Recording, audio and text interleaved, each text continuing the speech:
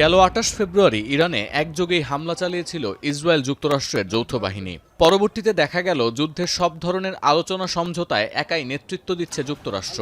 এর মধ্যে একাধিকবার সূত্র থেকে জানা গেছে ইরান যুদ্ধ নিয়ে ইসরায়েলি প্রধানমন্ত্রীর সঙ্গে মতপার্থক্য হয়েছে ট্রাম্পের। আর যুদ্ধের শুরুতে খোদ মার্কিন গণমাধ্যমে ইঙ্গিত করেছিল যুক্তরাষ্ট্রকে নিজেদের লড়াইয়ে টেনে এনেছে ইসরায়েল।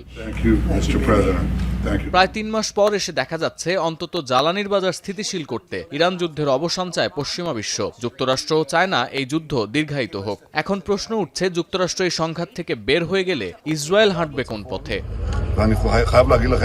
এর উত্তর অবশ্য নিজেই দিয়েছেন ইসরায়েলি প্রধানমন্ত্রী। গেল মঙ্গলবার যখন জানা গেল শান্তি চুক্তি আর সমঝোতার খুব কাছে তেহরান ওয়াশিংটন, তখন মধ্যপ্রাচ্যে গাজা ও লেবাননে অভিযানের তীব্রতা বাড়ালেন নেতানিয়াহু। গুরুত্বপূর্ণ সদস্যসহ বুধবার হত্যা করা হলো হামাসের সশস্ত্র শাখার নতুন প্রধানকে।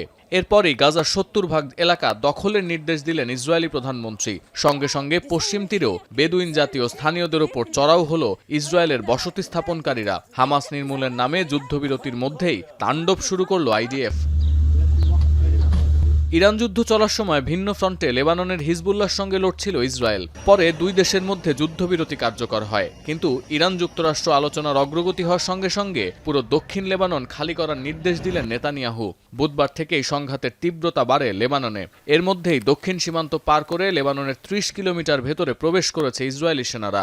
ইরানের রক্ষশক্তি হিজবুল্লাহ ও আইডিএফ এর মধ্যে চলছে ব্যাপক হামলা পাল্টা হামলা।